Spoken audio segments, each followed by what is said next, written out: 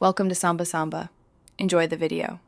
You start by signing into the Epic Games account that has parental controls enabled. Once signed in, make sure you have the parent email or phone and password available for verification because Epic often requires confirmation. Navigate to Account, then Password and Security, and open Family Settings. This is where controls are managed. While you're there, check the associated parent account listed and prepare to request removal or change the family settings so you can proceed to the next step quickly.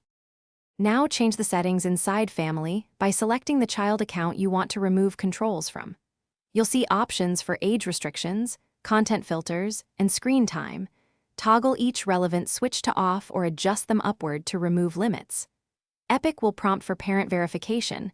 Enter that credential promptly to apply changes.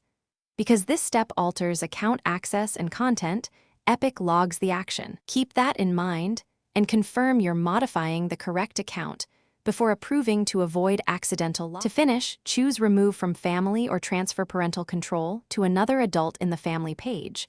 This fully removes restrictions.